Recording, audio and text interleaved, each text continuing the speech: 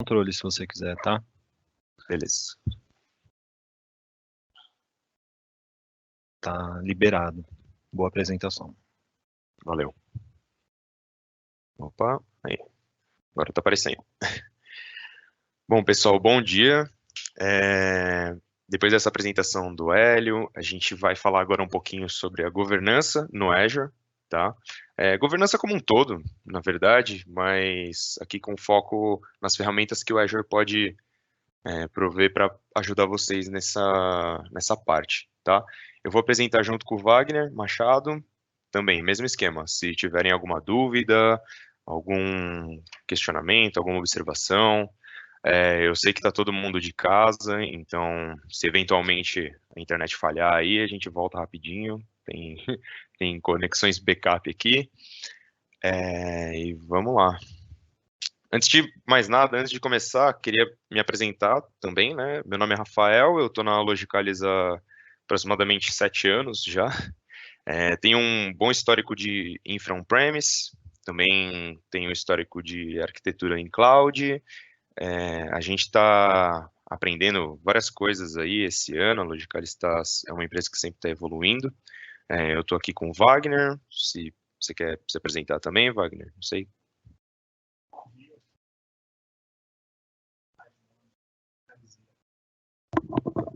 Na parte de pré-venda da Microsoft. Vocês estão me ouvindo bem? Agora sim. Legal.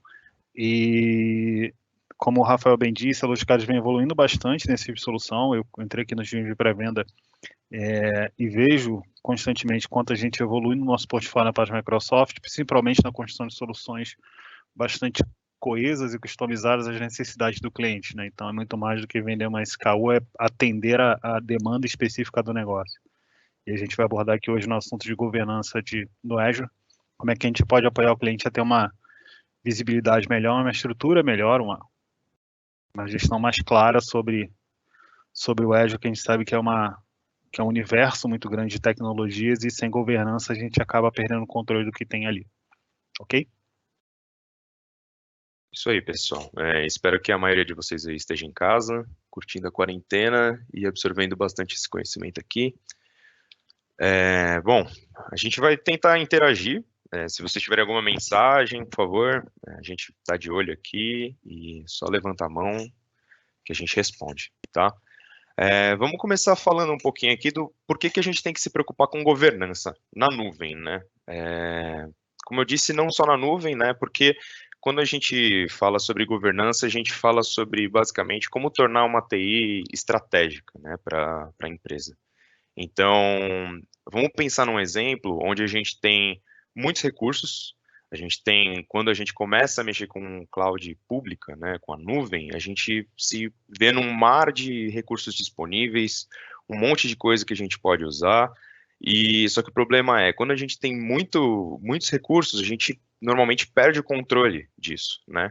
Como grande filósofo Tio Ben fala, né, com grandes poderes vem grandes responsabilidades. E aí a gente vê que a governança é importante justamente porque você, com um pool de funcionários, um pool de recursos, que todo mundo vai estar acessando a nuvem, você precisa que eles sigam regras, normas, políticas, justamente para isso não fugir da visibilidade da TI, né? Você tem uma estrada muito grande, muito livre e um carro muito potente, só que você não tem guardrail, você não tem placa, você não tem um monte de coisa, você simplesmente vai acabar explodindo seu carro, perdendo totalmente o controle, né? Por que a gente fala que a governança agrega mais valor ao negócio, né?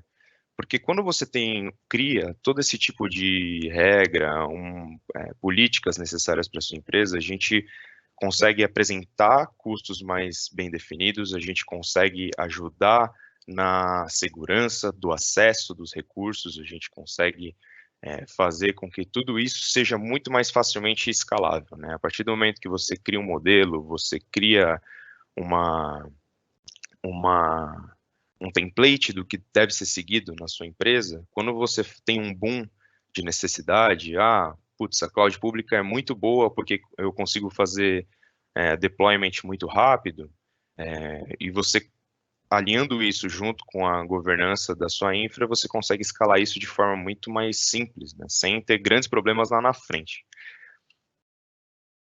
Aqui eu vou... Opa, passou a apresentação? Boa. Esses daqui, pessoal, são os 5 grandes pilares que a Microsoft aborda quando a gente está falando de governança, tá? Eles seguem uma estratégia parecida com o Cloud Adoption Framework deles, né? E aí a gente, passando assim por todos eles, a gente vê as prioridades das ferramentas de gerenciamento de custos, né? A gente falou também de segurança no outro slide. A consistência dos recursos, que é basicamente saber se os recursos que estão sendo disponibilizados e implementados na nuvem seguem justamente a estratégia da empresa, né? Todo o alinhamento executivo realizado previamente. Gestão de identidade, então o Hélio até citou a importância do AD, né, do Active Directory, então você poder fazer o tracking dos recursos, a gente vai falar sobre como você pode forçar a implementação de tags, né, nos recursos da nuvem, e deployment mais rápido, justamente focando na parte de escalabilidade, né. A Microsoft se baseou nesses 5 pilares justamente para desenvolver as ferramentas que permitem a governança dos recursos de forma bem tranquila, e a gente vai mostrar isso para vocês.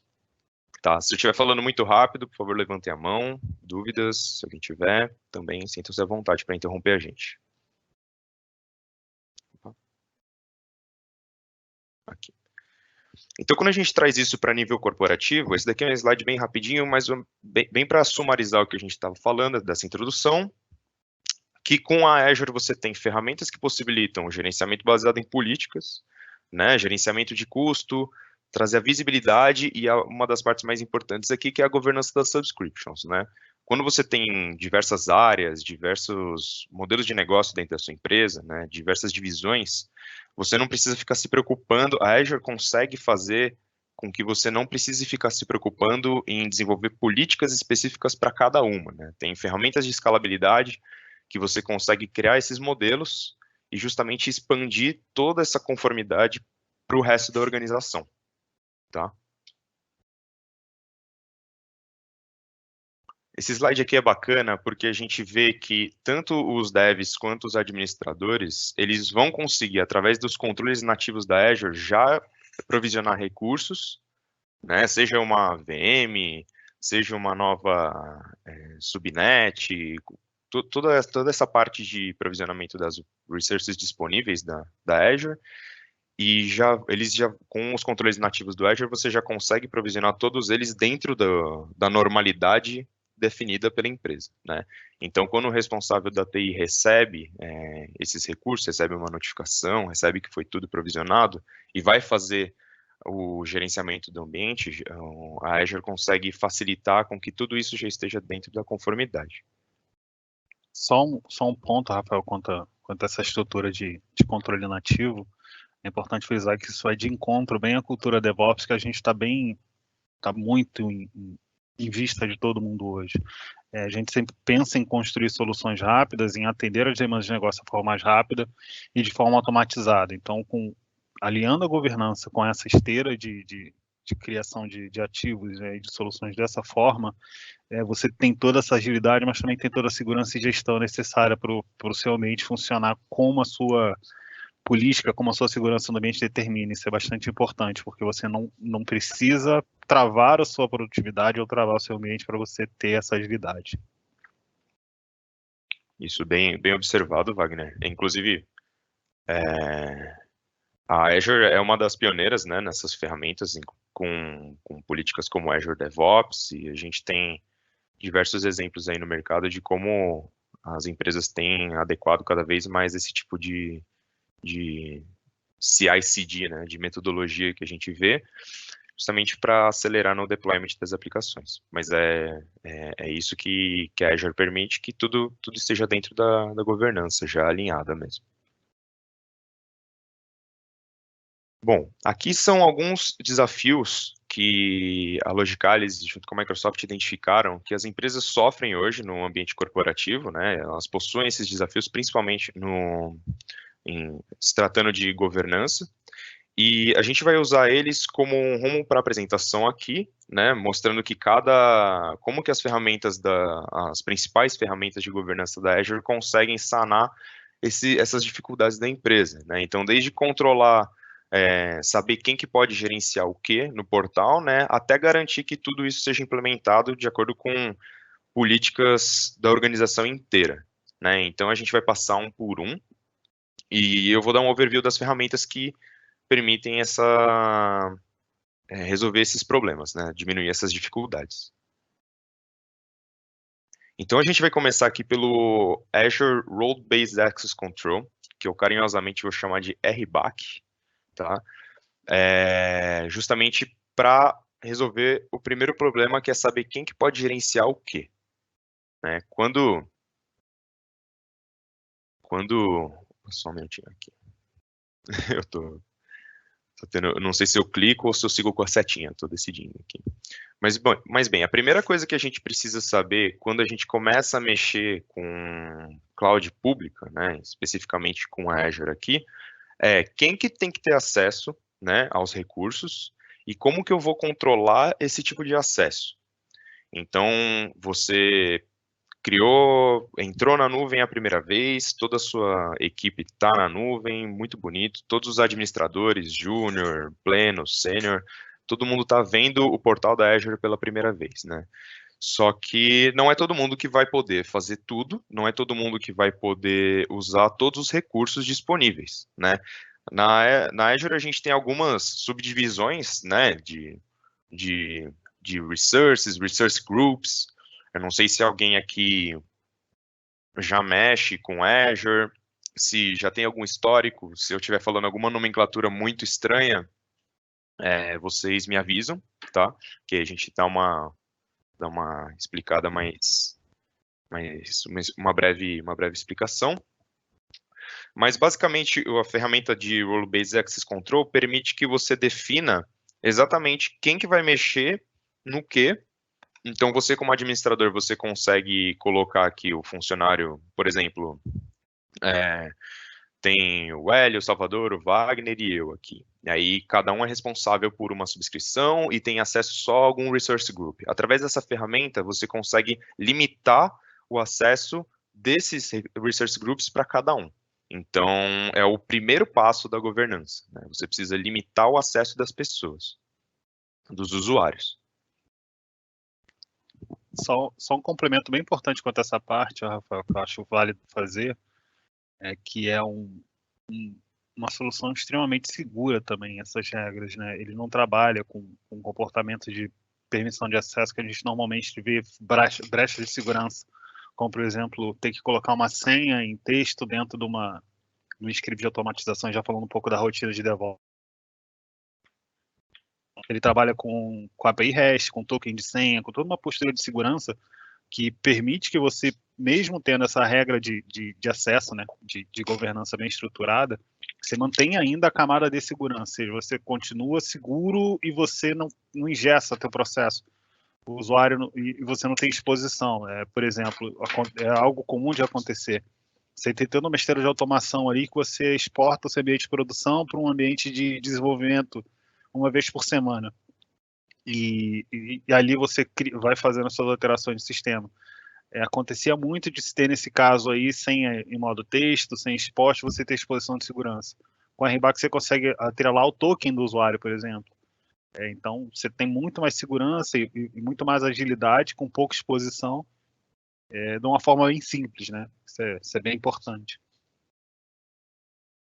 Pô, bem observado também. Essa parte de segurança, conforme a gente falou aqui, é um dos pilares, né, que justamente a Microsoft pensou no desenvolvimento dessas ferramentas, né. E aí, entrando mais nesse ponto técnico mesmo, o Wagner deu uma explicação bem detalhada aí para a gente, porque que o RBAC, além de ser a primeira camada de gerenciamento, também conta com essa tecnologia de segurança. Né? Passando aqui para a gente nos próximos pontos, a gente vai abordar agora 2 pontos, né, através da mesma ferramenta. Então, que é o ponto de limitar a implantação de VMs com SKUs específicas. Esse daqui é um ponto bastante interessante que pouca gente lembra, né, de se preocupar com isso, que é justamente você ter o problema do catálogo, né? Quando o profissional de infra vai receber uma demanda de recursos, ele vai ter todo o catálogo de máquinas virtuais da Azure disponível para ele poder escolher, né, em qual tipo de VM que ele vai fazer o deployment. Só que o problema é que nem sempre o usuário tem que ter acesso a todo esse catálogo, né? Então, se o cara recebe uma demanda para um sistema pequeno, mas ele consegue ter ele, sei lá, decide colocar uma máquina virtual com muito poder computacional, né? Pega uma máquina oversized, no caso, aí isso, né, como a gente sabe que funciona, né, a nuvem pública, né, tem uma cobrança muitas vezes mensal, dependendo da feature que você considera, tem um tipo de cobrança diferente, mas se você coloca um recurso muito a mais do que você de fato vai necessitar, a conta pode sair cara no fim do mês, né? Uma das coisas que a gente preza como integrador é fazer o right sizing da solução necessária, né?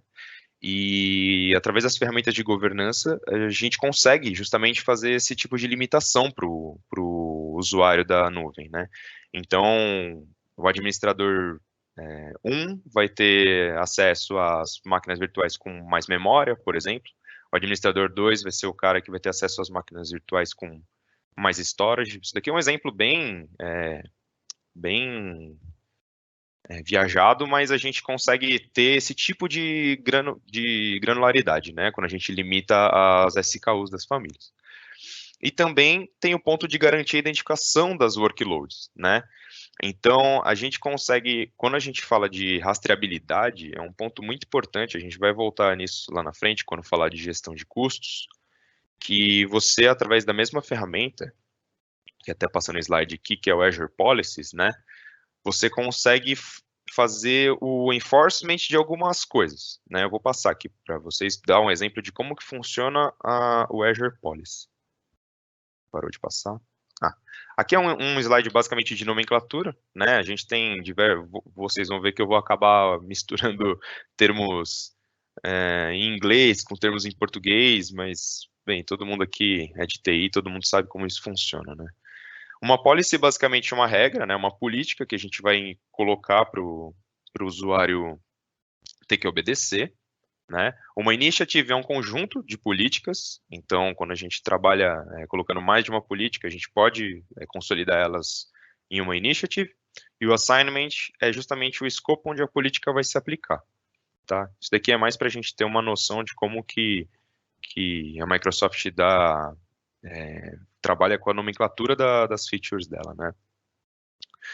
E aí, como que funciona o Azure Policy, né? A gente tem aqui o usuário que está desenvolvendo um código, e aí ele vai fazer um request de recursos, né? Então, ele vai falar assim, eu vou precisar de uma máquina virtual, uma rede tal, com armazenamento tal.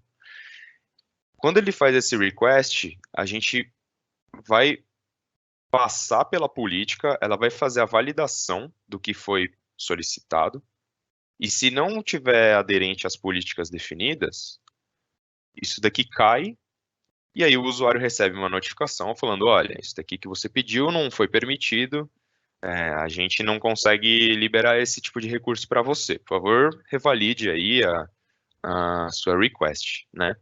O usuário vai receber a demanda, talvez ele tenha um feedback meio, putz, vou ter que melhorar aqui o meu código, vou ter que fazer alguma outra coisa, mas ele vai ter que obedecer às políticas definidas, né? E a partir desse momento, quando ele reenvia a request e passa, né, a política aprova a request, o usuário consegue fazer o deploy do recurso na cloud. A partir desse momento... Oi? Rafa, Fala. só um ponto rápido quanto a isso, que é bem interessante frisar, né? Isso é uma dinâmica bem interessante, que em muitos casos a gente acaba tendo cenários que o cliente, né, superdimensiona ambiente que não tem tanta carga produtiva, como ambiente de QA e desenvolvimento, e está gastando ali com a máquina ociosa. Isso já era uma prática comum quando se falava de infraestrutura on-premise, porque tinha-se aquela visão de que o ambiente de produção tem que ser exatamente a mesma coisa para o ambiente de desenvolvimento de qualidade. A gente sabe que são A gente cargas sabe que não é diferentes, assim, exato. E o ponto muitas vezes isso acontecia por baixo da operação de TI ter ciência clara disso, quando vê já está lá provisionada, né? E no Então, final do mês a conta vem pesadíssima. exatamente, vem a conta pesada que, assim, normalmente não é de ninguém. Então, com esse tipo de coisa, a gente É, evita que essa conta chegue, que é um ponto bastante importante. a gente vai até falar um pouco mais de essa questão da conta não ser de ninguém. Eu vou até mostrar um caso que aconteceu recentemente, mas sem muito spoiler da apresentação. A gente vai falar isso mais para frente, na parte de cost management. Mas só continuando aqui o fluxo do Azure Policy, é uma ferramenta que permite que você faça validações e alterações na política conforme a necessidade e decisões de negócio da empresa, né? Como o Wagner falou, às vezes vamos supor que a primeira política fosse uma política que liberasse recursos bastante pesados, né, para o ambiente de teste, e não precisa, né? E aí esses recursos passaram na política antiga e aí você precisa fazer uma atualização, né? A política está desatualizada, a gente sabe que não vai precisar de todos esses recursos, etc. E aí você consegue fazer com que ela revalide mesmo ambiente já provisionado, né? Acho que está passando meio lento aí.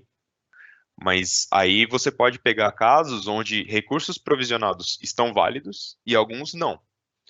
E isso retorna, né, claro, para o usuário, para o responsável da área que fez o deploy. E a partir disso, você consegue fazer a readequação, né? Tanto dentro da mesma subscription, e aí a gente vai falar depois também dos management groups, mas isso daí você consegue escalar para todo o resto da hierarquia, né, da companhia. Dentro das políticas, você consegue fazer enforcement de tagging, né? O que a gente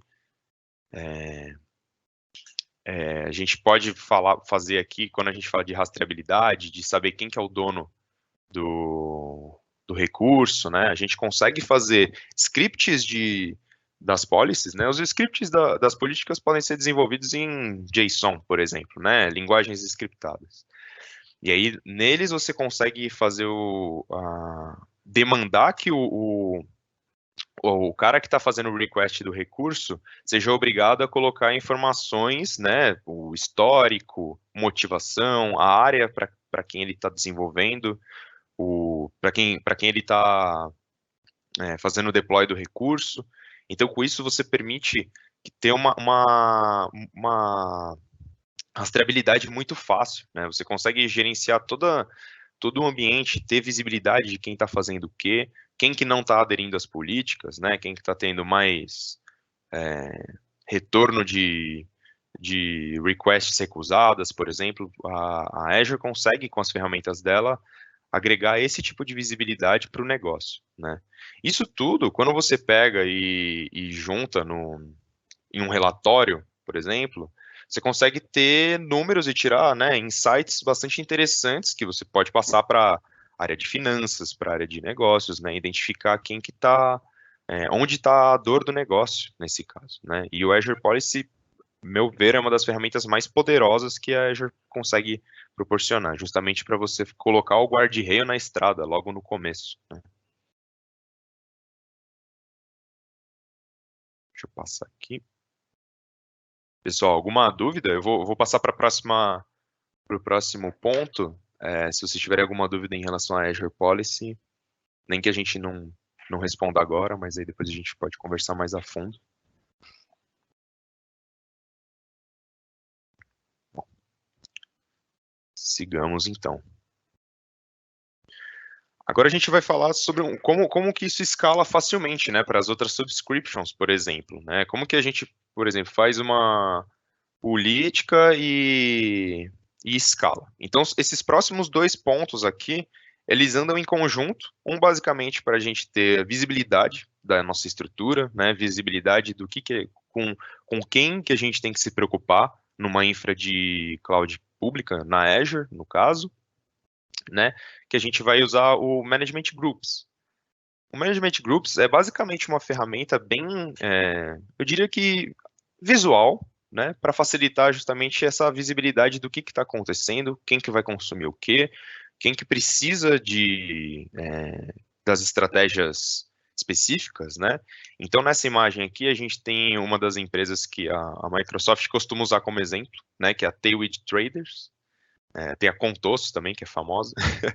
Mas aqui a gente tem um exemplo onde a gente tem um root group da Tailwind. Então, abaixo dele, a gente tem várias equipes, né? Tem a equipe de TI, tem a equipe de marketing, a equipe de infra que está abaixo de TI. Então, quando a gente tem esse tipo de visibilidade, né? A governança não é só a gente aplicar coisas, não é só a gente fazer enforcement de coisas, mandar as outras pessoas seguirem regras, né? A gente tem que ter a visibilidade para a tomada de decisão dessas regras também. E o Management Groups é justamente uma dessas ferramentas que a Azure provê para que a gente tenha esse tipo de visibilidade, né? E aí aqui embaixo a gente vê que, por exemplo, a equipe de infra está usando a mesma subscription, mas às vezes para sub-equipes diferentes, por exemplo, né? Assim como aqui na equipe de aplicação, a gente tem uma subscription de Pay as you grow, por exemplo, Pay as you go, por exemplo, né? Então, o modo de cobrança é diferente, né? E aí, com o Management Group, a gente consegue ter esse tipo de visibilidade. Uma ferramenta bastante bacana que a Azure agrega aí no pool de E ferramentas. o interessante também dessa ferramenta, pessoal, é que com você colocando em grupos, você sabe, se torna tão rastreável quanto você faz com GPOs, quanto grupos de distribuição de segurança do Windows. Já traz um conceito que praticamente toda TI, todo administrador de rede já conhece muito bem, né? Então fica fácil de você operar, você não tem que ter uma política para cada tipo de usuário, você consegue agregar isso de uma forma bem tranquila de gerenciar e já caminha bem alinhado com as diretivas, né? Que dificilmente as empresas têm uma diretiva por usuário, as diretivas normalmente são por área e por função operacional. Então já facilita demais aí a gente, na hora de aportar a governança, ser algo mais simples. Certo? Com certeza. Bom, passando aqui agora a parte mais de escalabilidade desse tipo de regra, né? Quando a gente está falando de policy, quando a gente está falando de tagging, até mesmo de você criar role-based, né?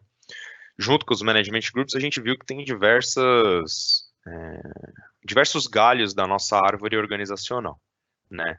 E a gente sabe que, por exemplo, quando você vai implementar um tipo de política, um tipo de obrigação no usuário, não necessariamente ela vai ser igual para todo mundo na empresa, né? Então, o Azure Blueprints é uma ferramenta que permite que você agregue todas essas regras que a gente veio falando até agora, para você criar templates de regras, né? Vamos chamar assim, que é basicamente o termo definido pela Azure é Blueprint, né?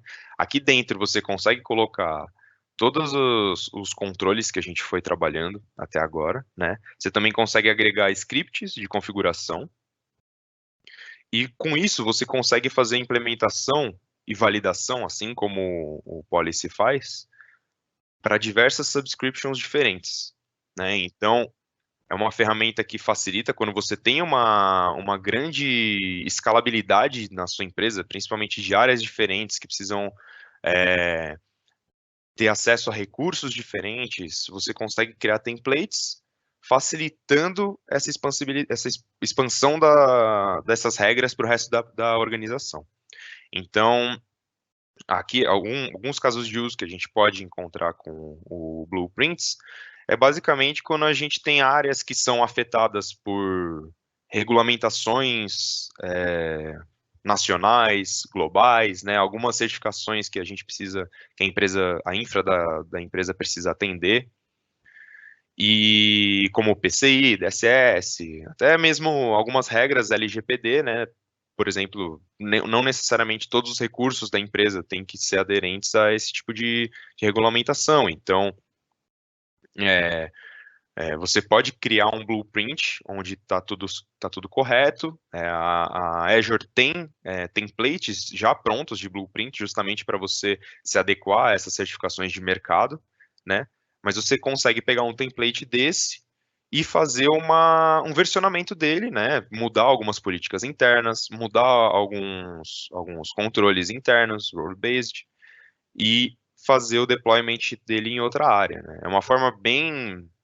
a gente fala que um blueprint nada mais é do que um template de regras, um template de governança, né, que você aplica. Porque a governança não é igual necessariamente para todas as áreas da empresa.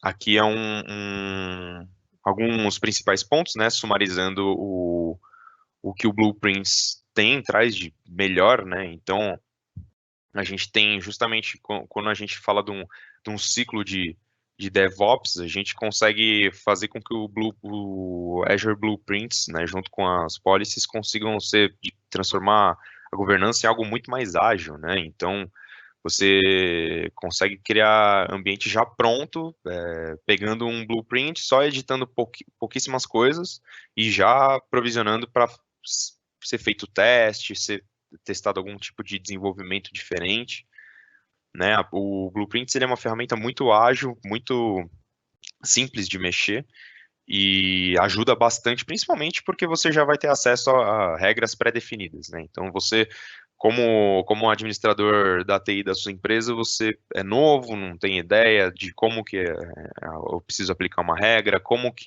o que o Brasil está pedindo para uma empresa minha, sei lá, mercado financeiro, o que eu preciso atribuir.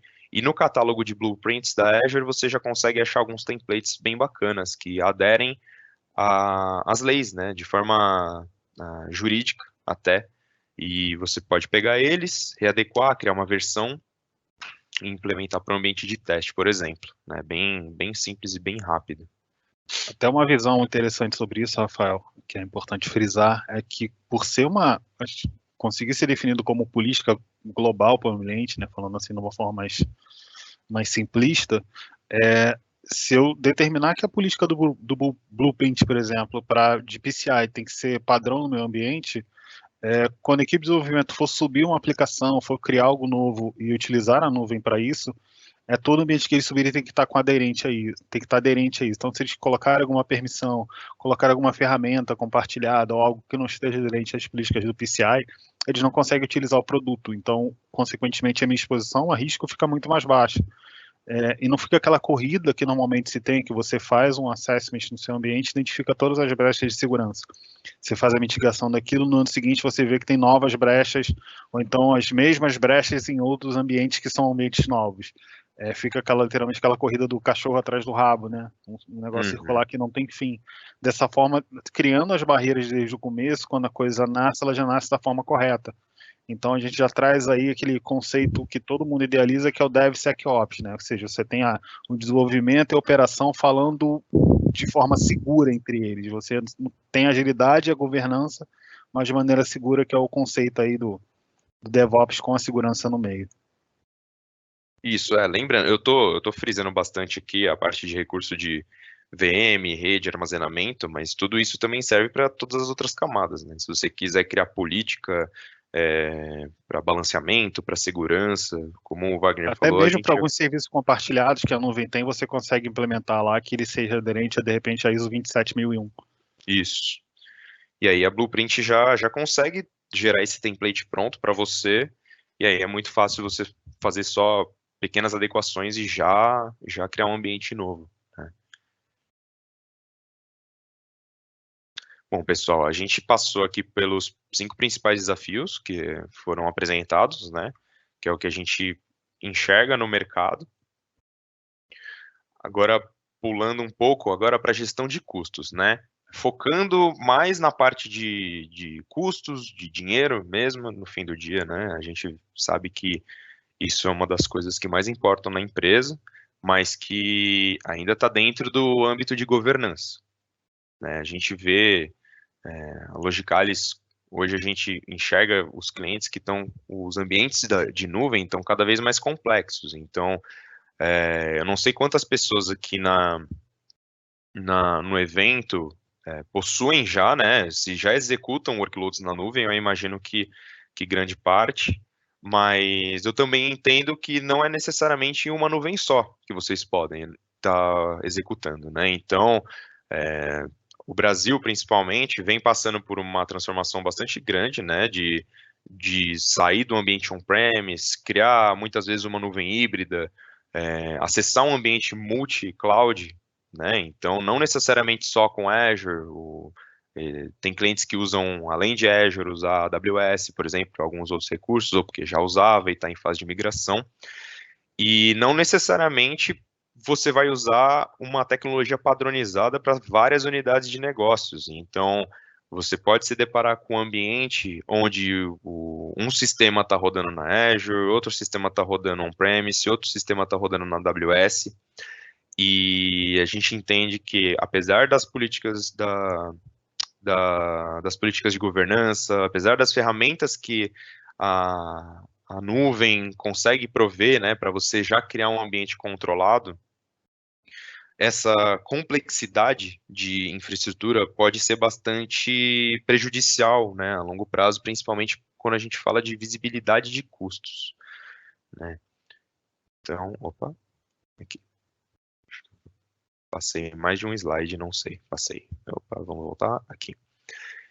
Então, quem já usa nuvem sabe que a conta no fim do mês, ela, assim, isso não podemos reclamar que ela vem bem detalhada mesmo. A gente tem visibilidade de cada recurso, a gente tem visibilidade de quanto está usando.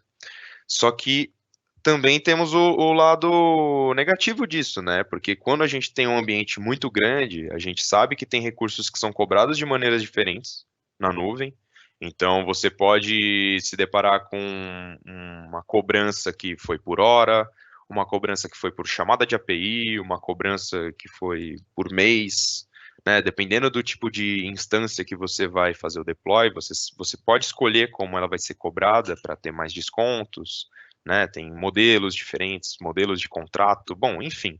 A gente tem muitas diferenças de cobranças possíveis e que a conta vem e quando você pega esse tipo de relatório, eu acho que a gente pode se deparar com aí milhões de linhas todos os meses, né? Então, pensa nisso escalando para você fazer o gerenciamento dos custos da sua infra on-premise também, né? Onde aí você tem que se preocupar, além do equipamento em si, com o custo de espaço, custo de energia, né, custo de, às vezes, colocation, né, dependendo de como você trabalha, e custo de outras nuvens também, né? Então a gente tem um mínimo de padronização, mas ao mesmo tempo vira uma bagunça, né? E aí, como o Wagner até citou o exemplo, a gente pode se deparar com uma linha lá que está custando muito, né?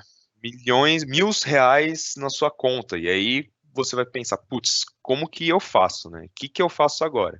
A gente sabe que quando o gasto chega, não é só a TI que pega esse gasto e paga, né? Esse gasto ele vai passar por um board de executivos, você vai ter que passar ele para o time de finanças e até dar um feedback para o time de projeto, né? Você tem que pegar e falar assim, olha, a gente tem tanto de dinheiro para pagar, pessoal, não dá para a gente ficar simplesmente atribuindo, utilizando todos os recursos, né? Mesmo com as políticas aqui definidas, a gente delimitou, só que o problema é que assim, a governança é legal, ela é boa, você tem que ter o mínimo dela, né, na sua infra, só que a gente se depara com uma situação, muitas vezes, onde os usuários ainda têm a liberdade, né, de provisionar as coisas, então os custos podem acabar saindo do controle, né.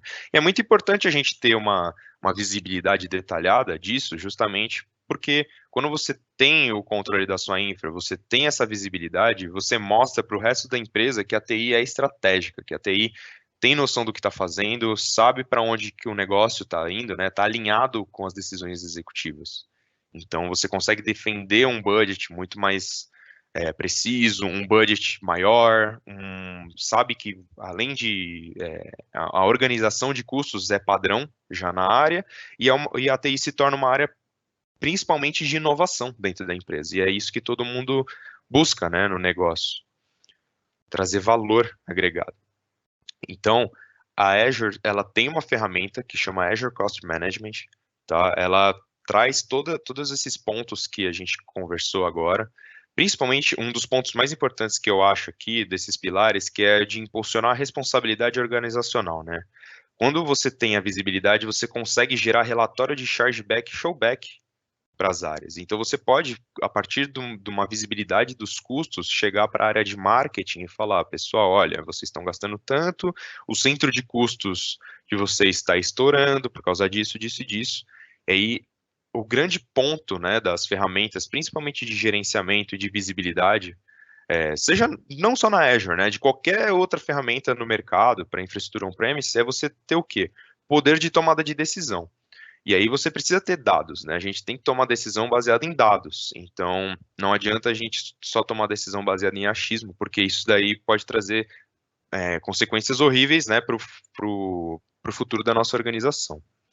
Então, quando você tem toda essa visibilidade, você tem relatórios de o que está gastando, o que não está gastando, o que devia estar gastando, né? A gente consegue tirar essas conclusões com o cost management. E hoje, o Azure Cost Management, ele obviamente consegue ter toda essa visibilidade da nuvem Microsoft, né? E ele integra também com a AWS hoje, né? Tem diversas documentações aí, alguns blogs falando que a integração com a nuvem da Google pode estar em desenvolvimento, mas hoje a gente consegue fazer essa integração com a AWS e ter essa visibilidade consolidada só em um portal, que é assim, a facilidade, né, da gente visualizar essas informações é o mais importante nesse caso.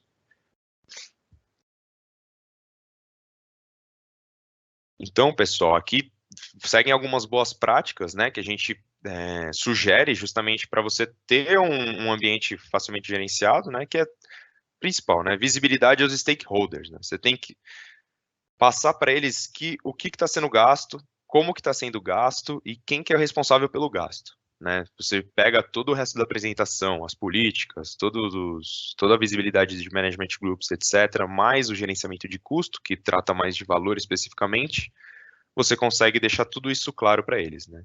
E a partir disso você consegue definir budget, você consegue criar alerta, então a Azure tem mecanismos de, por exemplo, a área tal está gastando mais dinheiro do que foi definido para eles. Ó, recebe um e-mail, todo mundo recebe um e-mail, todo mundo recebe um SMS, por exemplo, que o recurso está lá gastando. O que pode acontecer, até o exemplo que o Wagner deu nos slides anteriores, é você deixar um recurso ligado, não está usando, e ele vai estar cobrando no fim do mês, né?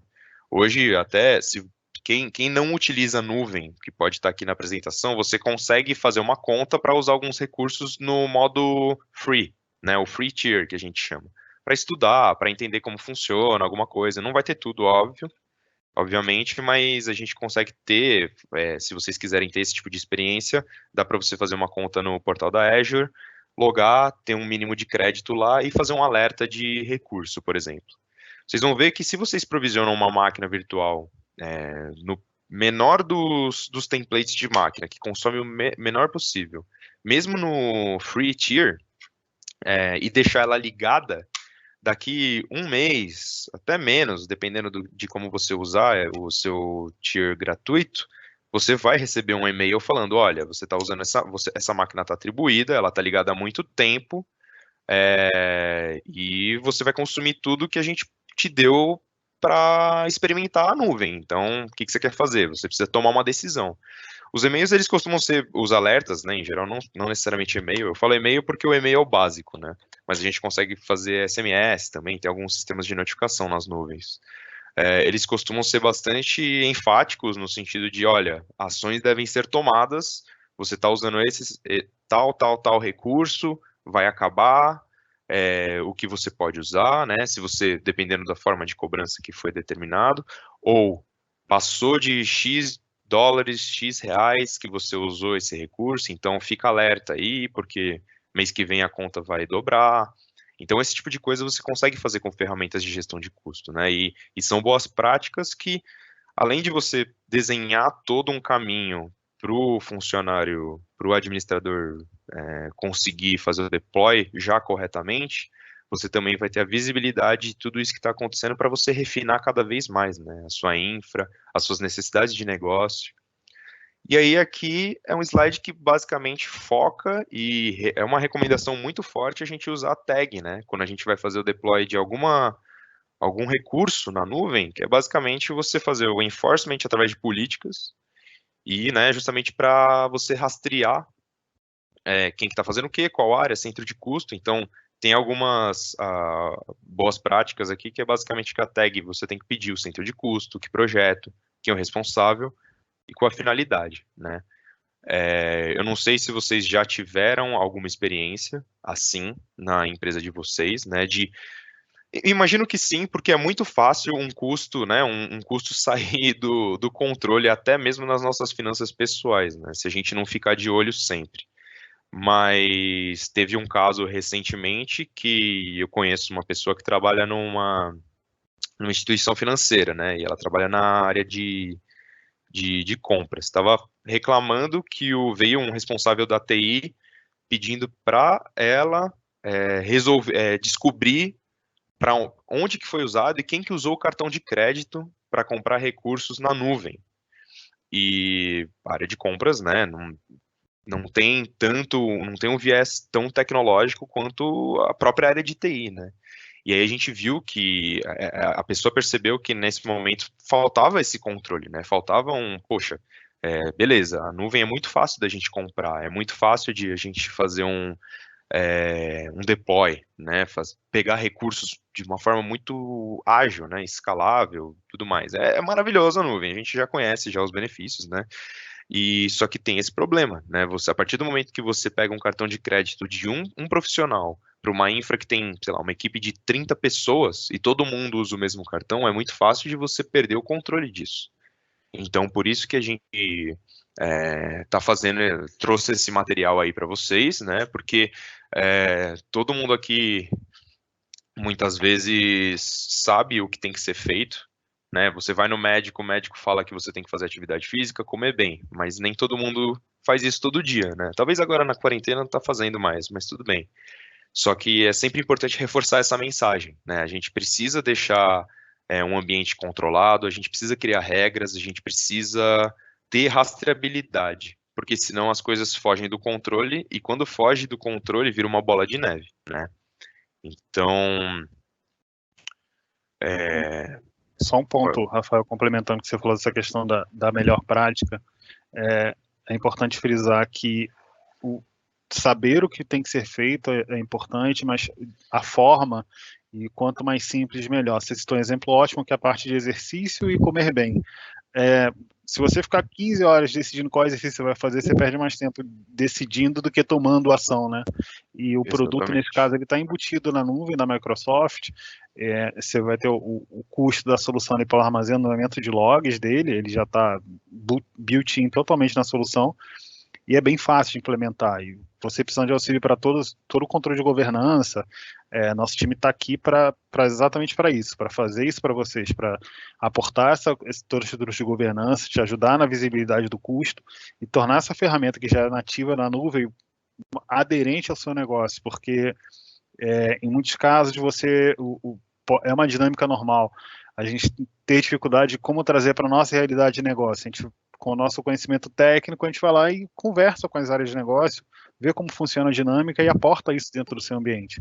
Porque é uma ferramenta de fácil implementação, mas ela tem que estar alinhada com a sua necessidade de negócio e a gente está aqui para isso, para fazer acontecer dentro da dinâmica que o seu negócio precisa, né? Isso é bastante importante. E o outro ponto é que sem essa visibilidade, a gestão do custo ela fica muito difícil. Quando você fala de uma máquina virtual na nuvem, a gente está falando de um item de configuração que pode ter 7 a 8 itens diretamente conectados com cobranças, que podem vir separadas, não vai estar vinculado à máquina.